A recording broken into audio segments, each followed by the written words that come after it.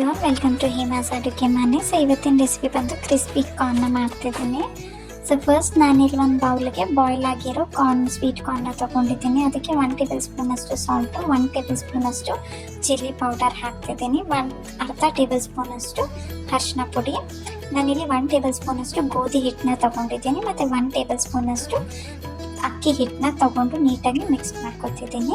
So once ಇದೆಲ್ಲ mix ಆದಮೇಲೆ ನಾನಿಲ್ಲಿ 2 ಟೇಬಲ್ ಸ್ಪೂನಷ್ಟು ನೀರನ್ನ ಹಾಕ್ತಿದ್ದೀನಿ. ಜಸ್ಟ್ ಕಾರ್ನ್ಗೆ ಅದು ಏನು ಫ್ಲೋರು ಮಸಾಲೆ ಎಲ್ಲ ಹಾಕಿರ್ತೀವಲ್ಲ ಅದೆಲ್ಲ ಕೋಟ್ ಆಗಬೇಕಂತ ಹೇಳಿ. ಈಗ ನೆಕ್ಸ್ಟು ಮತ್ತೆ 1 ಟೇಬಲ್ ಸ್ಪೂನಷ್ಟು ರೈಸ್ ಫ್ಲೋರ್ನ ಹಾಕ್ಕೊಂಡು ಅದು ಕಾರ್ನ್ ಎಲ್ಲ ಅಂಟಿರುತ್ತೆ. ಸೊ ಅದನ್ನೆಲ್ಲ ಬಿಡಿ ಬಿಡಿ ಮಾಡ್ಕೊತಿದ್ದೀನಿ. ನೆಕ್ಸ್ಟ್ ಒಂದು ಪ್ಯಾನ್ಗೆ ನಾನಿಲ್ಲಿ ಎಣ್ಣೆನ ಹಾಕೋತಿದ್ದೀನಿ ಡೀಪ್ ಫ್ರೈ ಮಾಡೋದಕ್ಕೆ.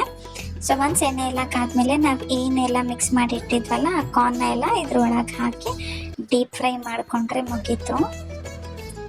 ಸೊ ಕ್ರಿಸ್ಪಿ ಆಗೋವರೆಗೂ ನೋಡಿಕೊಂಡು ಡೀಪ್ ಫ್ರೈ ಮಾಡ್ಕೋಬೇಕು. ಸೊ ಒನ್ಸ್ ಇದೆಲ್ಲ ಡೀಪ್ ಫ್ರೈ ಆದಮೇಲೆ ನಾನು ಒಂದು ಬೌಲಿಗೆ ಟ್ರಾನ್ಸ್ಫರ್ ಮಾಡ್ಕೋತಿದ್ದೀನಿ. ನೋಡ್ಬೋದು ಎಷ್ಟು ಕ್ರಿಸ್ಪಿ ಆಗಿದೆ. ಸೊ ಒನ್ಸ್ ಇದನ್ನೆಲ್ಲ ಬೌಲಿಗೆ ಟ್ರಾನ್ಸ್ಫರ್ ಮಾಡಿಕೊಂಡು ನಾನಿಲ್ಲಿ ಅರ್ಧ ಟೇಬಲ್ ಸ್ಪೂನಷ್ಟು ಮ್ಯಾಗಿ ಮಸಾಲ ಪೌಡರ್ನ ಹಾಕ್ತಿದ್ದೀನಿ. ನೆಕ್ಸ್ಟ್ ಸ್ಲೈಸಾಗಿ ಕಟ್ ಮಾಡ್ಕೊಂಡಿರೋಂಥ ಒಂದು ಆನಿಯನ್ನು ಮತ್ತು ಕೊತ್ತಂಬರಿನ ಗಾರ್ನಿಷ್ ಮಾಡಿ ನೀಟಾಗಿ ಮಿಕ್ಸ್ ಮಾಡಿಕೊಂಡ್ರೆ ರೆಡಿ ಆಯಿತು.